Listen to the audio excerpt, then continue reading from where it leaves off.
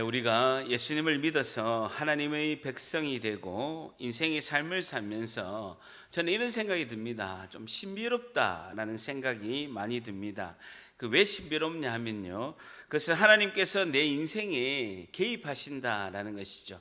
전능하신 하나님께서, 그것도 온 우주 만물을 창조하신 하나님께서 우주의 먼지와 같은 내 인생에 하나님께서 개입하신다라는 것이죠. 그것을 우리가 하나님의 인도하심, 하나님의 섭리라고 우리가 이렇게 합니다.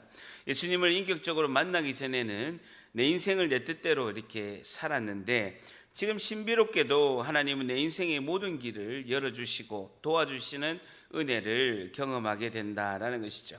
진짜 신비 중에 신비는요, 하나님의 역사하심, 하나님의 인도하심, 하나님의 도우심을 내가 깨닫는다라는 것은 정말 신비롭다라는 것이죠.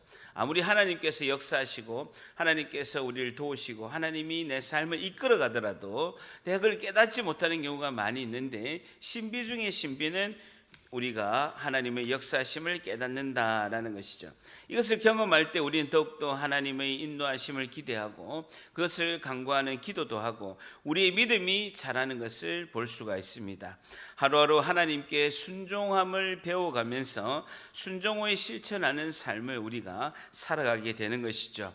여러분, 오늘 본문 출애굽기 4장 18절부터는 하나님은 모세에게 사명의 길을 인도하시면서 계속 설득하시고 드디어 모세가 순종하게 됩니다. 하나님 순종하겠습니다 해서 미디안 광야에서 애굽으로 이렇게 가게 되죠.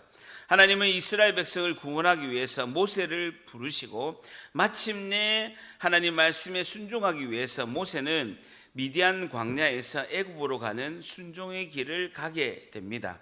모세는 드디어 하나님의 순종의 길을 걸어갈 때 많은 일을 경험하게 된다는 것이죠. 자, 오늘 우리가 알아볼 것은요, 우리도 하나님 말씀에 순종할 때 어떤 일들을 경험하게 되는지 오늘 말씀을 통하여서 자세히 살펴보고자 합니다. 뭐라고요? 우리도 하나님 말씀에 순종할 때 어떤 일들을 경험하게 되는지, 어떤 일을 경험한다는 거예요. 우리가 하나님 말씀에 순종하면 어떤 일을 경험하게 되는데, 어떤 일들을 경험하게 되는지 오늘 말씀을 통하여 자세히 살펴보고자 합니다. 우리가 오늘 중요한 문장이 출애굽기 4장 18절입니다. 출애굽기 4장 18절 같이 한번 읽습니다. 시작. 모세가 그의 장인 이드로에게 돌아가서 그에게 이르되 내가 애굽에 있는 내 형제들에게로 돌아가서 그들이 아직 살아 있는지 알아보려고 하오니 나로 가게 하소서. 이드로가 평안히 가나 하니라 라는 것입니다. 모세가 그의 장인 이드로에게 돌아가서 그에게 이르되 내가 애굽에 있는 내 형제들에게 돌아가서 그들이 아직 살아있는지 알아보려고 하오니 나로 가게 하소서라고 하고 있습니다. 모세가 하나님 뜻에 순종하기 위해서 지금 살고 있는 미디안 광야, 사우디아라비아거든요. 그 미디안 광야에서 애굽으로 떠나기 위해서 장인 이드로에게 허락을 요청하는 것을 볼 수가 있습니다. 그러자 이드로가 모세에게 평안히 가라 하니라. 80세의 모세가 먼 이집트 애굽으로 가족을 데리고 떠나는데 장인 이드로가 한마디 합니다. 평안히 가라라고 순순히 길을 열어주시는 그런 은혜로운 말을 장인 이드로가 하게 된다라는 것이죠. 자, 우리가 모세에게 평안히 가라 하니라 한 줄 쳐보세요. 우리가 하나님이 기뻐하신 일을 할 때 하나님은 대체로 이렇게 길을 형통한 길로 열어주신다라는 거예요. 우리가 하나님이 기뻐하신 일을 할 때 보면요, 하나님은 대체로 이렇게 형통한 길을 열어주신다는 것입니다. 그래서 우리 하나님의 백성들이 하나님의 일인지 하나님의 뜻이 아닌지를 분별하게 하신다라는 거예요. 우리가 보세요, 이것이 하나님의 뜻인지 아닌지 잘 모를 때가 많이 있습니다. 그럴 때 우리가 이렇게 기도하죠. 이것이 하나님의 뜻이라면 형통하게 하시고, 만일 하나님의 뜻이 아니라면 하나님 막아주시옵소서라고 기도해야 되는 이유도 그렇다라는 것입니다. 여러분, 제가 20년 동안 넘도록 하나님과 동행하면서 하나님의 뜻이 무엇인지 묻고 주님의 뜻에 순종하면서 주님의 뜻 가운데 제가 기도하면서 지금까지 달려왔습니다. 그런데요, 때로는 하나님께서 말씀 가운데, 때로는 이렇게 예배 가운데 설교를 듣다가 그 뜻을 알려주는 경우가 많이 있습니다. 그런데요, 대부분은요, 우리가 기도를 하더라도 하나님, 이것이 하나님 뜻입니까? 어느 것이 하나님 뜻입니까? A가 하나님 뜻입니까? B가 하나님 뜻입니까? 라고 물어볼 때, 때로는 예배 가운데 설교 말씀을 듣다가, 그리고 내가 성경을 묵상하다가 응답받는 경우가 많이 있지만, 대부분은 하나님이 침묵하는 경우가 많이 있어요. 침묵하신다라는 거죠. 그럴 때는 어떻습니까? 시간에 여유가 없을 때는 응답받을 때까지, 시간에 여유가 있을 때는 응답받을 때까지 기도를 하고, 그리고 하나님이 응답 주실 때까지 끝까지 기도하지만 대부분이 시간이 촉박한 경우가 많이 있습니다. 그럴 때는 어떻게 합니까? 이것이 하나님의 뜻이라면 형통의 길로 열어주시고 평탄한 길로 인도하시고, 아니면 하나님 뜻이 아니면 막아주시옵소서 하고 기도하고 전진하는 거예요. 그리고 하나님 뜻이면, 진정한 하나님 뜻이면 이게 하나님께서 평탄하고 형통의 길로 인도하시고, 아니면 하나님께서 막아주시면 이게 하나님 뜻이 아니다 하고 저는 딱 스탑하는 거예요. 그렇게 하면 굉장히 쉬운 거예요. 그러니까 내가 하나님께 맡겨드리고 그 일을 행하고 하나님 뜻이 아니면 스톱하고, 하나님 막아주시고 막 일이 꼬이고 안 되면 아닌갑다 하고 막고요. 그리고 이것이 하나님 뜻이면 하나님께서 순전하게 좋은 사람을 붙여주시고 평탄한 길로, 형통의 길로 인도하신다라는 것을 정말 많이 경험했다는 것. 저도 중요한 인생의 결단하는 갈림길이 여러 번 있었습니다. 건설회사 다니다가 해외 가려고 다 확정해놨다가, 입사 다 확정했다가 갑자기 선교단체 방송국으로 제가 턴할 때, 그때는 굉장히, 제가 건설회사 외국 나가려고 3년을 준비했거든요. 3년 동안 영어 공부하고 또 면접 준비하고 또 해외 업무를 공부하고 3년 동안 열심히 해서 해외 나갈 걸 준비를 했는데, 다 합격하고 하나님께서 그게 아니다, 선교단체 방송국으로 가라. 그리고 신학교 갈 때도 마찬가지였습니다. 제가 이제 목회자 길을 가겠다고 했지만 막상 신학교 가는 것도 하나님, 이것이 하나님 뜻입니까? 아닙니까를 묻고, 뜻이면 하나님께서 합격하고 인도하시고, 아니면 하나님이 막아달라라고 하고, 풀타임 사역자로 직장을 그만두고 목회자로 갈 때도 하나님 뜻이 무엇인지를 묻고 전진하고, 하나님 막아주시고 하나님께서 순전한 길로, 형통의 길로 인도하시는 것을 이렇게 기도했다라는 것이죠. 저를 떠납니다. 이것이 하나님의 뜻이라면, 이것이 하나님의 뜻이라면 형통하게 하시고, 아니면 막아주시옵소서. 그렇게 기도를 하면 된다는 것이죠. 그때마다 사람을 보내주셔서 주님은 대부분 형통의 길로 인도하셨습니다.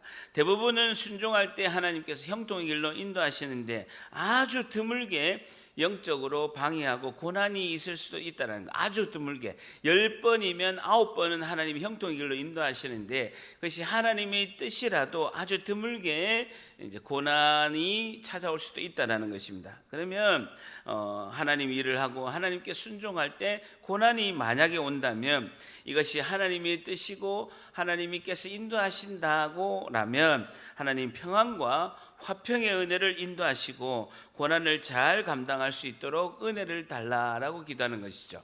자, 보세요. 하나님이 인도하시고 하나님의 길인데, 첫 번째 90% 정도는 제 경험입니다. 10번이면 9번 정도는 하나님이 형통의 길로 인도하신다는 거예요. 술술술술 풀려서 하나님이 뜻인 것을 나타내신다는 거예요. 그러면 대부분이 이것이 하나님 뜻이라면 형통의 길로 인도하시고, 아니면 막아달라라고 기도하면서 나가면 되고, 두 번째, 아주 드물게 하나님께서 인도하신 길임에도 불구하고 고난이 올 때가 있어요. 목회를 하다 보면 그런 게 있죠. 분명히 하나님의 뜻이고 영혼을 살리는 일인데 고난이 올 수 있다는 거예요. 저에게 힘듦이 올 수 있다는 거예요. 그럴 때는 어떻게 하느냐, 하나님의 일임에도 불구하고, 하나님께서 원하시고 하나님께서 적극적으로 하라고 하는 일임에도 불구하고 고난이 올 수 있다는 거예요. 10번이면 1번 정도는 올 수가 있다는 거예요. 그럴 때는 하나님 평안과 화평의 은혜를 주시고 이걸 잘 감당할 수 있는 은혜를 달라라고 기도해야 된다. 저를 따라합니다. 하나님의 일에 고난이 온다면 평화와 화평과 은혜를 달라고 기도한다. 감당할 수 있도록 은혜를 달라라고 이게 기도를 하는 것이죠. 자, 아시겠죠? 자, 18절에 다시 보면요. 모세가 그의 장인 이드로에게로 돌아가서 그에게 이르되 내가 애굽에 있는 내 형제들에게로 돌아가서 그들이 아직 살아있는지 알아보려고 하오니 나로 가게 하소서. 이드로가 모세에게 평안히 가라 하니라 라는 것입니다. 자, 보십시오. 하나님께서 여러 번에 걸쳐서 이스라엘 백성을 애굽에서 인도해내는 그 일을 하라라고 말씀하셨는데 80세의 모세는요 그냥 가족들을 데리고 그냥 떠나도 됩니다. 야곱이 외삼촌 라반의 집에서 야반 도주했잖아요. 그런데도 하나님께서 떠나라고 했으니까 그냥 가도 되는데 굳이 모세는 장인 이드로에게 허락을 받고 있습니다. 인간으로서 자신의 도리를 다하고 장인 이드로에게 허락을 받는 것이 지금 모세의 모습이죠. 이게 필요하다는 거예요. 신앙은요 매우 상식적인 경우를 벗어나면 안 됩니다. 다시요. 신앙은 저를 따릅니다. 신앙은 매우 상식적인 경우를 벗어나면 안 됩니다. 하나님은 상식적인 상황을 벗어나서 하나님의 백성들을 애굽으로 인도한 일이 급하니까 너가 장인 이드로에게 이야기하지 말고 야곱처럼 너가 야반도주 해라라고 하시는 분이 아니에요. 하나님은 항상 상식을 벗어나는 경우가 거의 없습니다. 매우 특별한 케이스를 빼고는요 상식적인 상황에서 반드시 그 안에서 하나님은 역사하신다는, 하나님의 섭리는 하나님께서 어떤 사람을 쓰실 때 주변 사람들의 축복을 받게 하시고 쓰시는 경우가 하나님의 섭리라는 것입니다. 선교사를 파송할 때도 그리고 다른 교회로 이렇게 파송할 때도 보면 예배에서 축복하고 우리가 기도와 물질로 후원하고 축복 기도를 하면서 보내는 것과 마찬가지다라는 것이죠. 어쨌든 간에 저도 목회 현장에서 성도분에게 권면할 때 질문하는 경우가 많이 있을 때 제가 가족 모르게 하라고 한 적이 없습니다. 한 번도 없어요. 그래서 우선은 늦더라도 기도하고 가정의 평화와 화평에 지장을 주지 않게끔 하라고 제가 권면하는 것을 볼 수가 있죠. 미디안 광야에서 빈 털터리가 된 그런 모세, 애굽에서 왕자였지만 애굽 이집트에서 사우디아라비아까지 도망을 와가지고 아무것도 없는 모세였습니다. 40년 전에 모세는요 아무것도 없는 빈털터리 모세였는데 그가 미디안 광야에 와서 장가도 들었죠. 자식도 낳았죠. 장인에게 신세를 많이 진 거예요. 그러니까 모세가 장인 이드로에게 가서 그동안 신세 진 거에 대해서 감사를 표하고 떠나는 것을 허락을 구하는 것은 매우 상식적인 거예요. 그러니까 모세는 그렇게 하고 있다라는 것입니다. 그래서 모세는 장인 이드로에게 그동안 감사함을 표시하고 떠나도 됩니까? 라고 허락을 요청하는 것을 볼 수가 있죠. 성도는 누구에게나 감사에 인색하면 안 된다는 거예요. 여러분 세상 사람들도 감사하는 것을 잘 하는데 세상 사람들보다 더 감사를 잘해야 전도가 되고 생명사역의 열매가 맺는다라는 것이죠. 신앙은 너무 좋은데 비상식적이고 인색하면 건강한 그리스도 성도의 모습은 아니다라는 것이죠. 18절 다시 보면요. 모세가 장인에게 이런 핑계를 댑니다. 이렇게 이야기합니다. 내가 애굽에 있는 내 형제들에게로 돌아가서 그들이 아직 살아있는지 알아보려고 다시 애굽으로 가려고 합니다 라고 이야기하는 것이죠. 애굽에 가는 이유를 40년 만에 내 형제들을 만나서 그들이 생존해 있는지를 알아보려고 합니다. 그때는 전화도 없고 인터넷도 없고 아무것도 없으니까 가서 확인하는 수밖에 없으니까 그렇게 하려라고 이제 이유를 대서 허락을 요청하죠. 왜 그랬습니까? 원래 이유는 이게 아니죠. 하나님께서 뭐라고 합니까? 400년 동안 노예살이한 그 이스라엘 백성들을 구원하기 위해서 가라라고 한 거예요. 그런데 장인에게는 이 이야기를 안 하는 거예요. 내 형제들이 살아있는지 40년이나 지금 헤어져 있으니까 가서 한번 확인해 보려고 합니다 라고 가도 되겠습니까? 요청을 하는 것이죠. 왜 그랬을까요? 모세는 중요한 진짜 이유, 이스라엘 백성들을 노예 생활에서 구원하기 위해서 가야 됩니다라고 이야기하지 않는 거예요. 왜 그랬을까요? 설교는 듣고 계십니다. 왜 그랬을까요? 그 엄청난 중요한 사명을 이야기하면요, 장인 이드로가 걱정을 할까요, 안 할까요?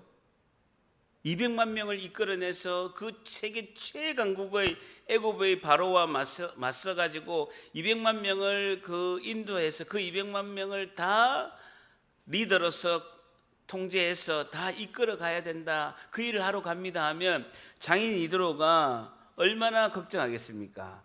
아이고, 처자식 고생시킬까 봐 허락하지 않을 가능성이 있는 거예요. 모세의 인간적인 생각으로 이 작동해서 형제들을 보기 위해서 가고자 합니다 라고 이렇게 이야기한 거죠. 여러분, 저도 신학 공부해서 잘 다니던 직장을 그만두고 신학을 공부해서 목사가 되겠다고 저희 부모님, 어머님, 아버님에게 허락받고 또 이렇게 처갓집에 가서 장인에게 허락을 제가 받았어요. 근데요, 생각이 정반대. 우리 어머니, 아버님은요, 아이고, 네가 목사 되면 얼마나 고생하노. 그런데 아이들 공부는 어찌 시키노? 목사 월급이 작은데. 아들, 손주 걱정 많은 거예요. 장인한테 허락받을 때 누구 걱정하겠어요? 딸만 걱정하는 거예요. 아이고, 우리 영숙이가 사부 해가지고 얼마나 고생하겠노. 사부 잘하겠나. 사위 걱정 아무것도 안 하는 거예요, 장인. 예? 장인 듣고 계세요? 아닙니다. 우리 장인 다 걱정하셨어요.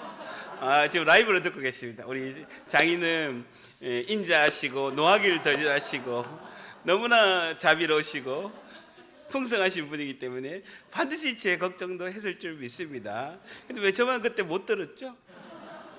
들은 기억이 안 나는데, 아이고, 우리 영숙이 고생하는데 어쩌노. 우리 그 목사 사모의 길이 험난한데 어떻게 하노, 이런 걱정을 하시더라고요.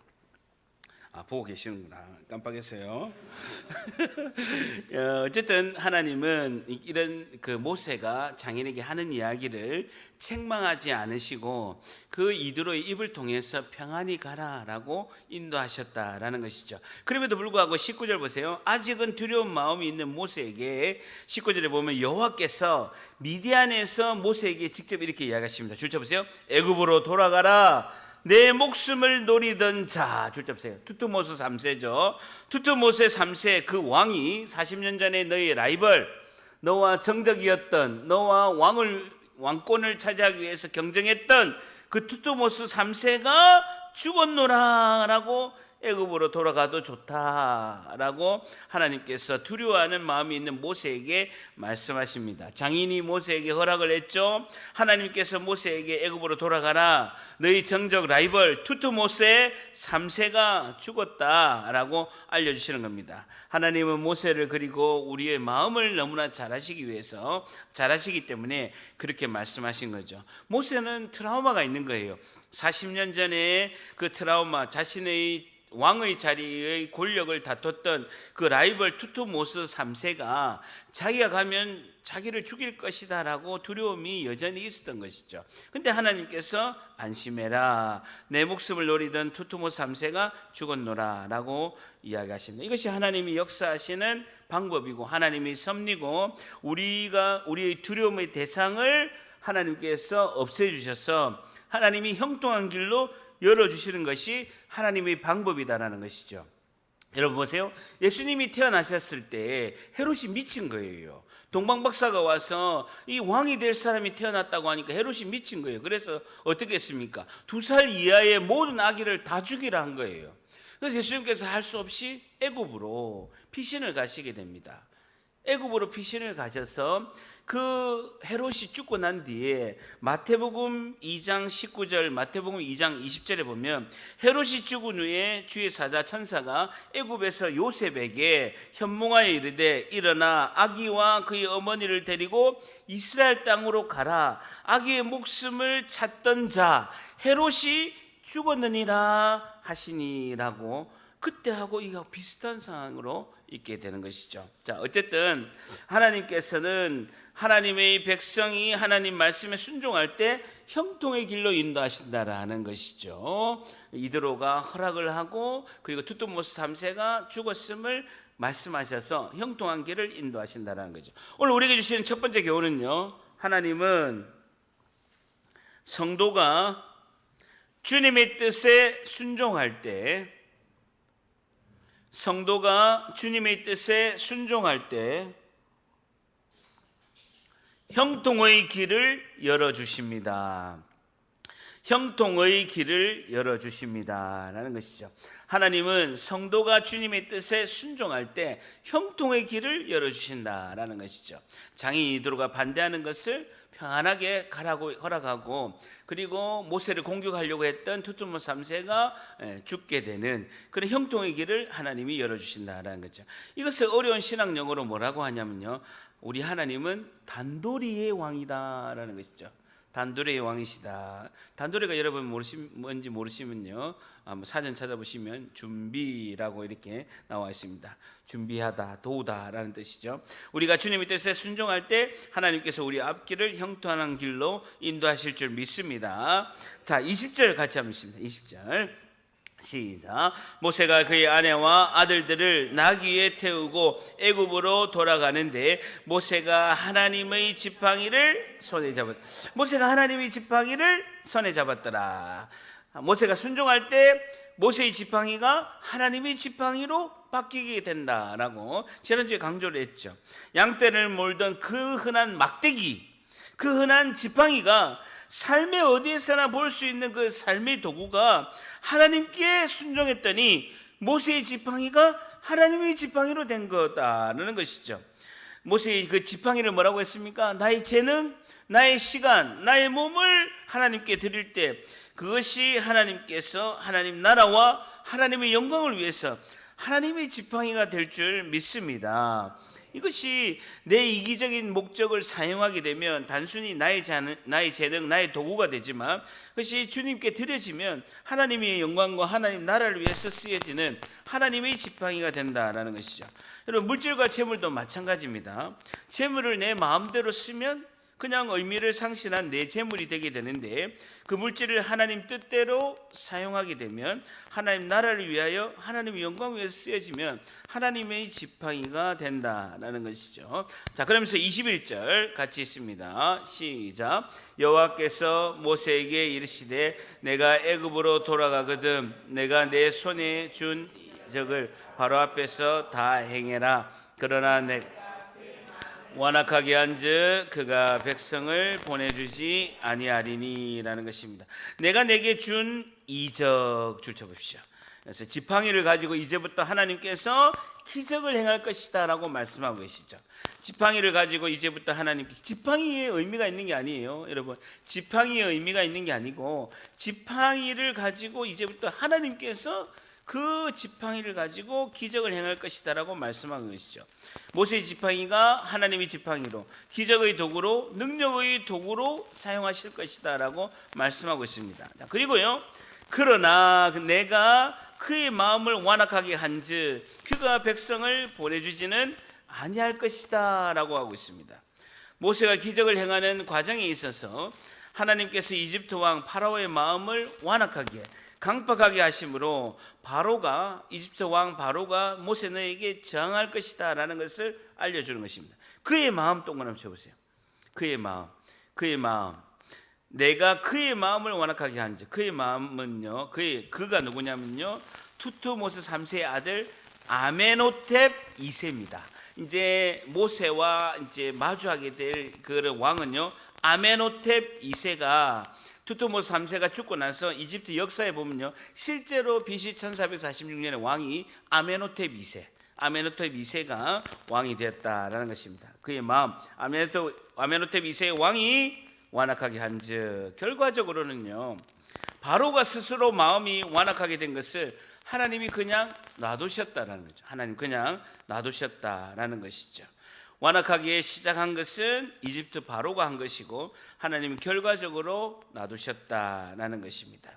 어쨌든 평범한 양치기 목자인 모세가 하나님께 순종하기로 결심할 때 그의 일상적인 도구와, 그가 쓰는 일상적인 도구와 그의 존재가 하나님의 능력을 나타내는 도구로 쓰임받게 되었다라는 것입니다. 자, 오늘 우리에게 주시는 두 번째 교훈은요, 하나님은 성도가 주님의 뜻에 순종할 때, 성도가 주님의 뜻에 순종할 때 나의 모든 것을 하나님의 영광의 도구로 사용하십니다. 나의 모든 것을 하나님의 영광의 도구로 사용하십니다 라는 것이죠. 나의 모든 것을 하나님의 영광의 도구로 사용하십니다 라는 것입니다. 나의 재능, 나의 시간, 나의 몸, 나의 모든 것을 하나님의 영광의 도구로 사용하십니다는 것입니다. 하나님은 성도가 주님의 뜻에 순종할 때 나의 모든 것을 하나님의 영광의 도구로 사용하십니다는 것입니다. 자, 그리고요, 하나님은 어떤 일을 예고하십니다. 자, 22절에 보면 너는 바로에게 이르기를 여호와의 말씀에 이스라엘은 내 아들 내 장자라. 이스라엘은 내 아들 내 장자라. 줄자 보세요.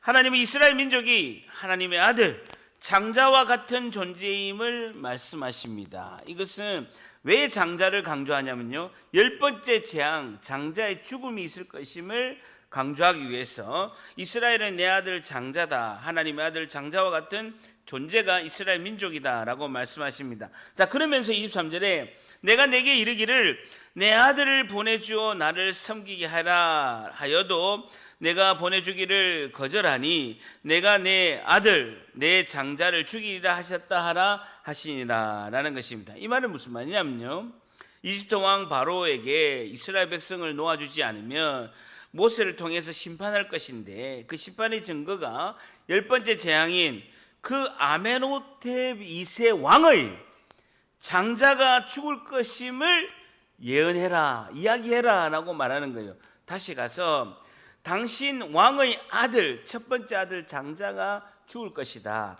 우리가 이스라엘 백성을, 모세가 이스라엘 백성을 하나님 뜻 가운데 인도해서 나가야 되겠다, 애굽으로 나가야 되겠다는 것을 못 나가게 하면 당신 왕의 첫 번째 아들 장자가 죽을 것이다. 아메노텝 2세 왕의 첫 번째 아들 장자가 죽을 것임을 그 증거다라고 이야기해라라는 것이죠. 결국 10번째 재앙 때 아메노텝 2세 왕의 장자 아들이 죽게 됩니다.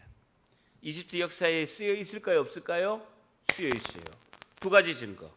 첫 번째는요, 아메노텝 2세 왕의 피라미드를 파보니까, 무덤을 파보니까 그 아들하고 같이 미라가 합쳐져 있는 거예요.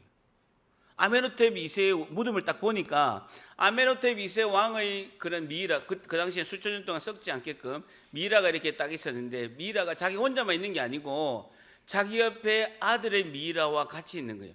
다시 말해서 아메노텝 2세 왕이 죽기 전에 이미 아들이 장자가 죽었음을 나타내는 것이고, 두 번째 증거가 뭐냐면요, 이집트 성지순례 가면, 제가 같이 가면 가이드 하겠지만 스핑크스가 있어요. 피라미드가 있고, 엄청난 산처럼 있는 피라미드가 있고, 희한하게 우상같이 생긴 스핑크스가 있는데 그 앞에 보면요, 조그마한 새까만 비석이 있어요. 그 꿈의 비석이라고 하는데, 그 꿈의 비석에 뭐라고 나와 있냐면, 이 아메노텝 2세를 뒤를 이어서 왕이 누가 되냐면요, 투트모세 4세가 왕이 됩니다. 근데 투트모세 4세가 뭐라고 기록했냐면, 나는 두 번째 아들이다. 아메노텝 2세 왕의 첫 번째 아들이 죽어서 두 번째 아들인 내가 왕이 되었다라고 꿈의 비석에 쓰여 있는 거예요. 그 이렇게 비석이 지금 가보면 있다라는 거예요. 그 두 가지 증거로 인해서 장자가 죽게 되는 것을 이제 역사적인 애굽 이집트의 역사로 그대로 기록되어 있다라는 겁니다. 자, 그래서 24절에 자 보세요. 모세가 애굽으로 길을 가다가 숙소에 있을 때에, 자, 그러면서 그 애굽 땅으로 이제 출발했어요. 출발했는데 어떤 이상한 사건이 발생하는 거예요. 완전 내용이 정다른, 24절부터는 내용이 다른 이상한 사건이 발생하는 거예요. 모세가 애굽으로 길을 가다가 숙소에 있을 때에, 둘째 보세요. 여호와께서 그를 만나사 그를 죽이려 하신지라. 하나님 모세를 죽이려고 한 거예요. 아니, 지금 순종하라고 해가지고 다 허락을 받고 순종해가지고 출발했어요. 출발하고 가다가 긴 여정에, 여러분, 사우디아라비아에서 그 광야 시나이 반도를 지나서 애굽까지 가는데 엄청 멀어요. 모세가 어떻게 도망간지 모르겠지만 제가 그냥 시나이 반도에서 이렇게 출애굽하는 여정만 해도 엄청 먼데, 어쨌든 이 사우디아라비아에서 먼 길을 가는데 숙소에 딱 들렸는데요. 하나님께서 모세를 죽이려 한 거예요. 여호와께서 그를 만나사 동그라미 쳐보세요. 만나사가요, 접촉하다, 히브리어로 파가시라는 단어인데요. 원수끼리 만나다 할 때, 적대적인 관계로 만났다 할 때 이 단어를 쓰는 거예요. 너무나 친절하고 따스하고 좋은 사람끼리 만날 때는요, 히브리어로 카라라는 단어를 쓰는데, 여기는요, 관계가 안 좋은 사람끼리 다투려고 원수끼리 외나무 다리에서 만날 때 쓰는 단어 파가시라는 단어를 하나님 쓰신 거예요. 어쨌든 순종하면서 애굽으로 가려는 모세를 하나님 죽이려고 하는 거예요. 이유는 뭐냐? 어쨌든 모세가 죽을 병에 걸려서 지금 힘이 없는 상태로 죽게 된 거예요. 모세 힘이 하나도 없어. 죽을 상태가 된 거예요. 병이 걸린 거예요. 그 이유는 뭐냐면요, 모세가 애굽으로 가는 길에 둘째 아들이 있어요. 둘째 아들 엘리에셀이, 첫째 아들은 게르솜인데 둘째 아들 엘리에셀이 그 가는 길에 태어난 거예요. 근데 8일 후에 할례를 행해야 되는데 경황이 없는 거예요. 너무 지금 막 경황이 없고 가는 중이고 가는 여정에 숙소에 가기 전에 아기가 태어난 거예요. 그래서 8일을 딱 세워서 8일 만에 할례를 딱 행해야 되는데 할례를 하는 걸 깜빡한 거예요. 창세기 17장 9절 10절에는요, 메모하십시오. 창세기 17장 9절 10절에는 하나님이 또 아브라함에게 이르시되 그런즉 너는 내 언약을 지키고 내 후손도 대대로 지키라. 창세기 17장 10절에는요, 너희 중 남자는 다 할례를 받으라. 이것이 나와 너희와 너희 후손 사이에 지킬 내 언약이니라. 무조건 애들이 태어나면 아브라함에게 하나님이 약속하시면서 너희 후손은 태어나면 8일 만에 무조건 할례를 받아라. 모세의 율법이 있기 전에 대대로부터 지켜오던 하나님의 언약의 명령이었어요. 매우 중요한 명령이에요. 어떤 일이 있더라도 이스라엘 백성은 아들이 태어나면 8일 만에 반드시 할례를 행한 거예요. 언약의 백성의 표징이에요. 반드시 해야 되는데 깜빡인 거예요. 그러니까 하나님이 죽이려 한 거예요. 25절 26절을 보면 그 경황이 없고 그 할례를 행하지 않은 것에 대해서 그 이유 때문에 그런 것을 알 수가 있습니다. 애굽으로 간다 경황이 없던 것도 있고요, 아내 시보라의 고집 때문에 이런 것도 있어요. 아내 시보라는 이방인이에요. 근데 굳이 지금 막 경황이 없고 지금 사막의 길로 지금 이동 중인데 이 아이가 태어났는데 8일 만에 할례를 행하면 피를 엄청나게 많이 흘리는 거거든요. 응급 조치를 하기가 지금 힘든 상황이에요. 그러니까 굳이 지금 8일이 됐는데 할례를 행하지 않으면 좋겠다라고 아마 시브라가 고집을 피웠을 거예요. 성경에 나와 있지 않아요. 그렇게 했을 것이라고 저는 확실히 믿어요. 왜? 시브라가 누굽니까? 딸 7명의 7공주 중에 장녀예요. 여러분, 딸 2, 3명의 장녀도 그 집안의 최고의 권력자 맞습니까? 안 맞습니까? 와, 우리 집에는 딸 4명, 우리 집이 아니고 우리 처가는 딸 4명인데요. 큰 딸이 우리 처형 보고 계십니까? 최고예요. 딸 2, 3명도요. 첫째인데 7명의 공주 중에 7명의 딸 중에 첫 번째 딸이 시보라예요. 막강 파워죠. 고집 최고입니다. 이 사건이 일어나고요, 모세 버리고 아들 2 데리고 가버려. 와, 모세 와이프, 그러니까 이런 와이프 옆에 위대한 남편이 있는 거예요. 이거 잘 통과하니까 위대한 남편이 있는 거예요. 저를 보는 것 같아가지고. 자, 25절에 자 보세요. 모세가 하는 것도 아니에요. 25절에 시보라가 돌칼을 가져다고 그의 아들 동그라미 쳐보세요. 누굽니까? 엘리에셀. 두 번째 아들 엘리에셀을 말하는 것입니다. 두 번째 아들 엘리에셀, 첫 번째 아들 게르솜인데 게르솜은 좀 커요. 둘째 아들 엘리에셀의 표피를 베어서 포경수술을 했다는 거예요. 남자아이의 생식기의 표피를 확 자른 거예요. 그것도 아버지가 해야 되는데 시보라가 팍 해버린 거예요.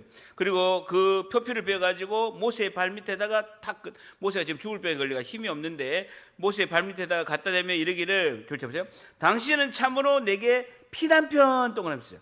피난편이로다 라는 것입니다. 어쨌든 경황이 없는 상황에서 할례를 놓친 그 8일 넘긴 상황에서 베어 동그라미 쳐보세요. 베어, 표피를 베어 동그라미. 히브리어로 카라트라는 단어인데요, 자르다, 약속을 체결하다라는 뜻입니다. 자르다, 약속을 체결하다. 옛날에 약속을 어떻게 체결했습니까? 동물의 배를 쫙 갈라서 좌우로 이렇게 넘어가면서 약속을 체결했죠. 우리가 약속을 지키지 않으면 이 동물의 배를 가는 것처럼 죽게 된다라고 약속을 체결하다 할 때 카라트, 자르다 할 때도 카라트라는 단어죠. 어쨌든 모세가 하나님의 언약의 징표인 할례를 소홀히 한 것은 사실이다라는 것입니다. 이건 뭘 나타내겠습니까?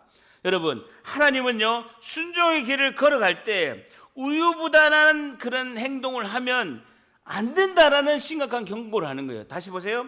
사실은 큰일 하러 가잖아요. 큰일 하러 가는데 우리 아기 태어난 이 아기 할례하는 걸 깜빡한 거예요. 그러니까 큰 순종을 하러 가는데 작은 순종을 놓치는 것을 경고하는 거예요. 우유부단한 행동을 하지 마라. 작은 순종이라도 놓치면 안 된다. 순종의 길을 가는 사람은 완전한 순종을 해야 되고 완벽한 순종의 길로 가야 된다라고 이야기하는 것이죠.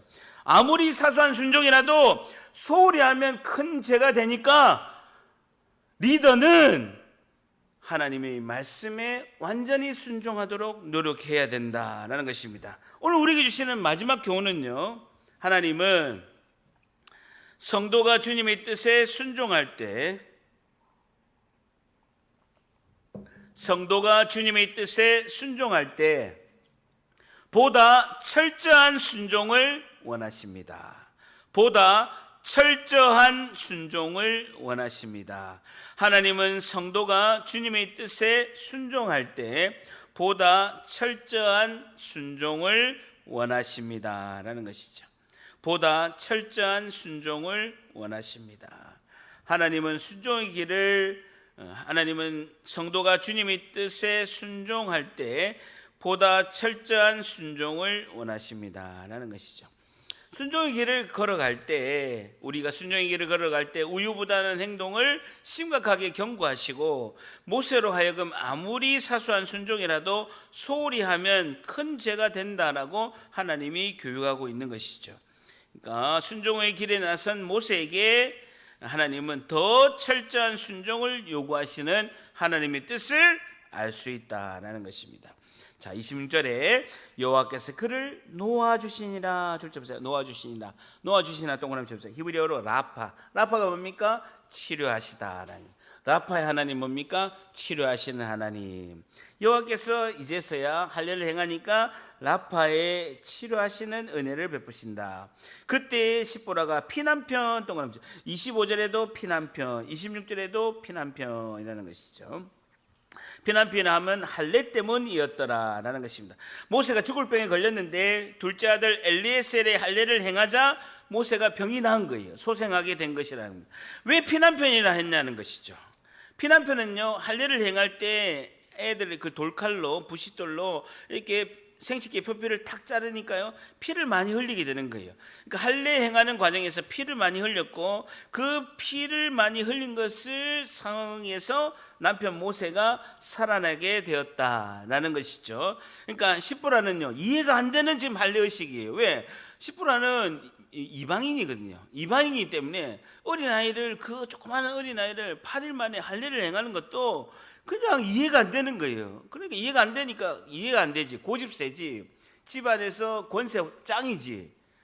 그러니까요, 자기는 이해가 안 되는데 할례의식으로 소중한 아들 엘리에셀이 피를 막 계속 흘리고 있고, 이것을 통해서 남편이 살게 되니까 피로 살은 남편이란 뜻입니다.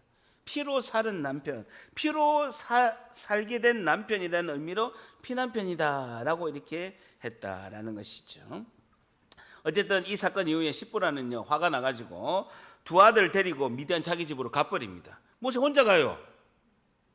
대단합니다. 그래, 나중에 출애굽기, 메모하십시오. 출애굽기 18장 2절에서 3절에, 출애굽기 18장 2절에서 3절에 장인 이드로가 모세를 이렇게 모세에게 옵니다. 이때 그 안에 십보라와 그의 두 아들을 데리고 왔으니 그 하나의 이름은 게르솜이고 이는 모세가 이르기를 내가 이방에서 나그네가 되었다 합니다 라고 이렇게 합니다. 어쨌든 많은 시간이 경과된 후에 모세가 아내가 제외하게 된다라는 것이죠. 자, 이제 순종이 다 정리가 됐어요. 하나님께서 형통의 길로 인도하시고 하나님께서 모세가 쓰는 도구를 하나님이 도구로 인도하시고 하나님은 또 순종하는 자에게 더 순종하고 완전한 순종하기를 원하시는 거예요. 정리 끝. 읽고 나면 하나님께서 어떻게 하시냐? 격려를 하신다는 얘기예요. 하나님 격려하신다는 거예요. 드디어 사역의 발걸음으로 걸어가는 하나님의 백성에게 격려하신다라는 겁니다. 4장 27절, 4장 27절 같이 있습니다. 시작. 여호와께서 아론에게 이르시되 광야에 가서 모세를 맞으라 하시니 그가 가서 하나님의 산에서 모세를 만나 그에게 입맞추니. 하나님의 산 줄자 보세요. 시내산 호렙산에서 딱 중간이에요. 애굽하고 미디안 광야 딱 중간에 시내산이 있는 거예요. 시내산이 있는데 하나님께서 모세의 형 아론에게 너가 광야에 가서 너 동생 모세를 맞이해라 라는 거예요. 그래서 애굽에서 시내산까지 오게 되고 모세는 미디안 광야에서 시내산까지 가는 시점에서 시내산 하나님 산에서 모세를 만나서 줄 쳐보세요. 그에게 입맞추니라는 거예요. 모세가 40년 만에 형 아론을 만났습니다. 얼마나 기뻐했겠어요. 형 아론도 기뻐가지고 모세의 입맞춤을 하는 걸 볼 수가 있습니다. 이 두 사람은 형제가 아니라 이제부터는 동력자로 만나게 된 것이죠. 하나님은 하나님의 사명에 순종하는 자에게 사람을 통해서 격려하신다.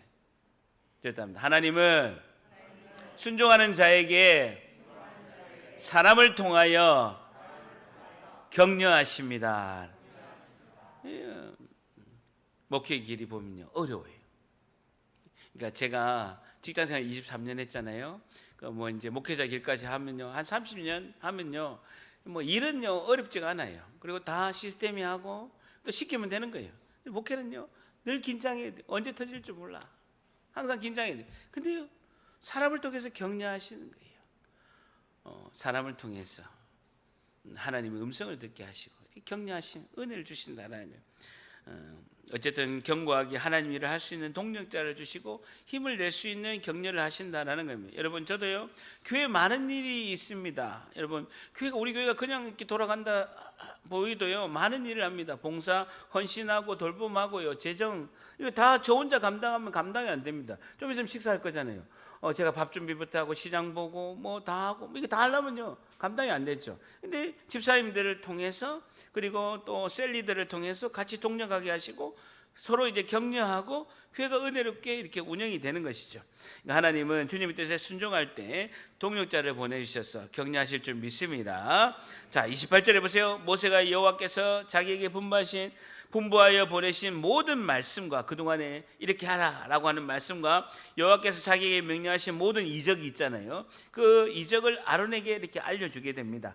29절에 모세 아론이 가서 이스라엘 백성의 모든 장로를 모으고 아론이 여호와께서 모세에게 이르신 모든 말씀을 전하고 그 백성 앞에서 그 기적을 하나님께서 기적을 행해라 하는 것을 기적을 행하니까 31절에 줄자 보세요. 백성이 믿으며 여호와께서 이스라엘 자손을 찾으시고 그들의 고난을 살피셨다 함을 들고 줄쳐 보세요. 머리 숙여 경배하였더라 라는 것입니다. 여러분 모세가 막상 애굽에 갔을 때 두려움이 많았을 것입니다. 왜? 옛날에 트라우마가 있거든요. 이스라엘 백성들이 40년 전에 자신을 배신하고 자신의 동족에 대한 두려움이 큰 거예요. 그래서 모세는 정말 그 두려움이 크고 너무나 이제 힘이 들었을 것인데 31절에 보면요 이스라엘 백성의 반응을 보면요 모세에게 얼마나 격려가 되고 얼마나 힘이 되는지를 모릅니다. 백성이 믿음에 과거에 거절한 그 백성 이제는 이스라엘 자손이 이제 보면 여호와께서 이스라엘 자손을 찾으시고 그들의 고난을 살피셨다 함을 듣고 머리 숙여 경배하였더라라고 하고 있습니다. 하나님을 믿게 되고 모세를 이스라엘 백성이 믿게 되었다라는 것입니다. 여러분 우리가 이런 생각을 할 수가 있습니다. 정말 우리 남편은 우리 아이들은 하나님을 만나서 변화될 수 있을까? 우리 집사님들 이렇게 뭐 양육이나 상담할 때 보면요 제일 이런 이야기를 많이 합니다. 목사님 진짜 우리 남편이 변화될 수 있을까요? 우리 아이들이 정말 변화될 수 있을까요? 언제 우리 가족들을, 우리 또 남편은, 우리 아이들은 예수님을 만나서 변화될 수 있을까요? 라고 이렇게 물어봅니다. 여러분, 이것은 하나님이 원하시는 일이기 때문에 하나님께서 변화시키시고 우리를 격려하시고 하나님께서 모든 것을 인도하실 줄 믿습니다. 하나님이 하시는 거예요. 우리는 기도하고 하나님의 선하신 뜻을 우리가 펼쳐 보이고, 그래도 복음을 전하고, 그리고 언젠가는 반드시 하나님, 이보세요, 이스라엘 백성들이 모세 이렇게 하는 건 기적이에요. 40년 전에 모세를 배척하고 배신하고 이렇게 내보낸 것이 이스라엘 백성이에요. 40년이 지났는데 이 모든 것은 하나님이 하신 것입니다. 하나님께서 이스라엘 백성들이 모세를 지도자로 믿게 하시고, 그리고 하나님을 믿게 하신 것은 하나님의 섭리고 하나님께서 하신 것이다라는 것입니다. 잠언 3장 5절 6절에는 이렇게 말씀하고 있습니다. 너는 마음을 다하여 여호와를 신뢰하고 너의 명철을 의지하지 말라. 3장 6절에는 너는 범사에 그를 인정하라. 하나님을 인정하라. 그리하면 내 길을 지도하시리라 라고 말씀하고 있습니다. 우리가 범사에 매 순간 하나님을 인정하면 우리 길을 하나님께서 지도하실 줄 믿습니다. 모세를 배신하고 모세를 냉대한 이스라엘 백성들은 이제 모세를 환영하고 모세를 믿어주고 그를 지도자로 세우는 놀라운 기적의 역사가 일어났다라는 것이죠. 우리도 순종하면 동일한 은혜가 일어날 줄 믿습니다. 하나님은 순종하는 백성에게 앞길에 형통한 길을 열어주시고 나의 모든 것을 영광의 도구로 사용하시고 우리를 하나님께서 격려해 주실 줄 믿습니다. 불순종의 경관진을 다 깨뜨리고 순종의 아름다운 열매를 맺어가면 우리에게 하나님께서 모든 형통의 길을 열어주신다라는 것이죠. 이번 한 주도 이 말씀을, 은혜를 붙잡고 내가 하나님 앞에 순종하고 있는지 아니면 불순종하는 것이 무엇인지 잘 살피셔서 우리 모두가 하나님이 원하시는 순종의 백성들이 다 되시기를 주님의 이름으로 간절히 축복합니다.